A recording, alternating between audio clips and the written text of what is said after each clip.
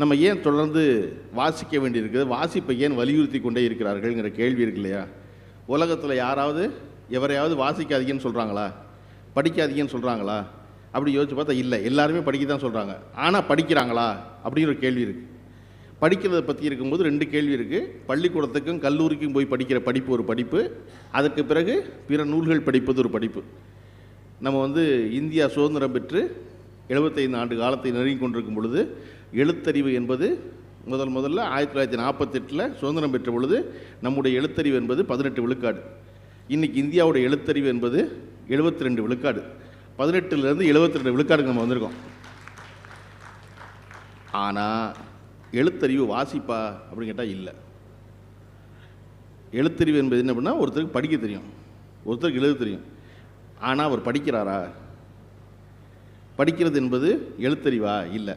எதற்காக இதை போன்ற இத்தனை புத்தக கண்காட்சிகளையும் புத்தக திருவிழாக்களையும் தமிழ்நாடு அரசு தொடர்ந்து நடத்த வேண்டும் விரும்புதுன்னா, இப்படி ஒன்று நிகழுது, இப்படி புத்தகம் இருக்குன்னு சொல்ல வேண்டிய அவசியம் இருக்குது எல்லாருக்கும். நம்மளை சுற்றி நீங்கள் 30 வயசு ஆயிடுச்சுன்னா சந்திக்கிற முதல் கேள்வி என்ன இருக்கும்னா, உடம்புக்கு ஒன்றும் இல்லைல்ல அப்படிமா. நீங்கள் 40 வயசு ஆனதுக்கப்புறம் சுகர் இருக்குது அப்படின்னு ஒரு கேள்வி வரும். நீங்கள் சுகர் இல்லைன்னா அடுத்து ப்ரெஷர் இருக்கான்னு கேட்பான். ப்ரெஷர் இல்லைன்னா தைராய்டு செக் பண்ணிக்கலாம் அப்படிமா. வேறு ஒன்றும் இல்லை இல்லைம்மா. நமக்கு எதாவது 40 வயசுக்கு அப்புறம் நீங்கள் நோயின்னு சொன்னால் தான் எய்தாப்பில் கேட்குறவன் நிம்மதியாவான். பரவாயில்லப்பா, நமக்கு இருக்குது அவருக்கு இருக்குது அப்படின்னு.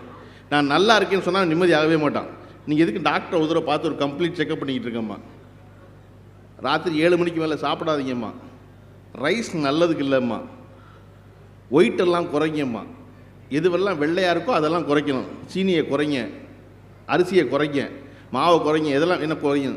எனக்கு என்ன சந்தேகம் வரும்னா, இதெல்லாம் எங்கள் ஐயா இப்போ சாப்பிட்டாரேடா, ராத்திரி கஞ்சி தானடா குடித்தார், நல்லா தானே இருந்தார் 87 வயசு சரி, இப்போ திடீர்னு ராத்திரி சோறு சாப்பிடான்னு சொல்லிக்கலான்னு கேள்வி இருக்கு எனக்கு. ஆனால் தொடர்ச்சியாக நம்ம உடம்பை பேணுவதை பற்றி நிறைய சொல்லிட்டு, இப்போ நீங்கள் யூடியூப் எடுத்து பார்த்தீங்கன்னா உங்களுடைய சாப்பாடு சரிவீதமாக இருக்கணும். புரோட்டீன் சேர்த்துக்கிட்டு இருக்கீங்களா, ஃபைபர் இருக்கா, நார்ச்சத்து இருக்கா, இதுக்கு என்ன சாப்பிட்றீங்கம்மா, இவ்வளோ சொல்கிறான்ல, உடல் காக்கிறான்ல எல்லாரும்.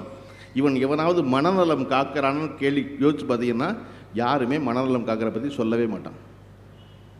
படித்த மருத்துவர்களும் மனநலம் காப்பதை பற்றி சொல்கிறதில்ல. இதை போன்ற திடீர் மருத்துவர்கள் இருக்காங்க இல்லையா, யூடியூப்லேயும் ஃபோன்லேயும் வர்றவங்க, அவர்களும் மனநலம் சொல்கிறதில்ல.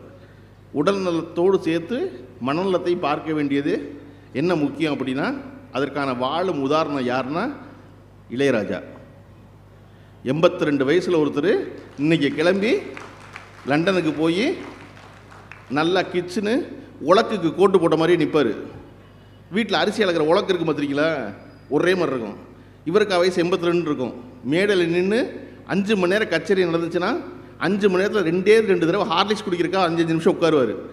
மிச்சம் மொத்த மணி நேரம் 4 மணி நேரம் 5 மணி நேரம் நிற்பார். நேற்று அந்த ஃபில்ஹார்மோனிக் ஆர்கெஸ்ட்ராவில் அங்கே இருக்க ஆட்கள்லே வயதானவர் அவர் தான்.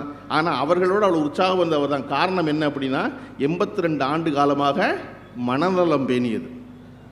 ஒருத்தர் எப்படி உடம்பை ரொம்ப நல்லா வச்சுக்கிறாரோ அப்படி நினைவாற்றலையும் மூளையும் ரொம்ப நல்லா வச்சுக்கிற முக்கியம்.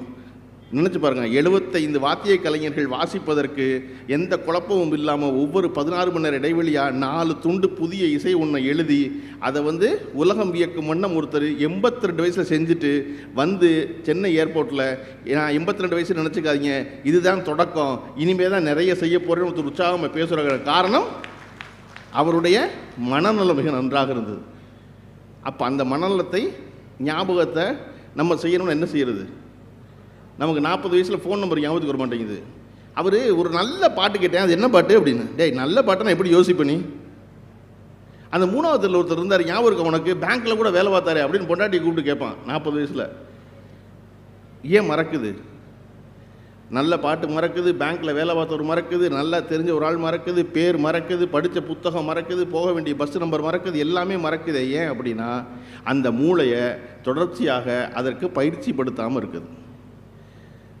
அப்போ எப்படி பயிற்சிப்படுத்துறது அப்படின்னா, அதற்கான ஒரே ஒரு வழி புத்தகம் வாசிப்பது என்பது தான். புத்தகத்தை வாசிக்கும்போது நாம் மீண்டும் ஒரு முறை மனசுக்குள்ளே சொல்லி பார்த்துக்கிறோம். நல்லா இருக்கதை நம்ம நண்பர்கள்ட்ட சொல்கிறோம்.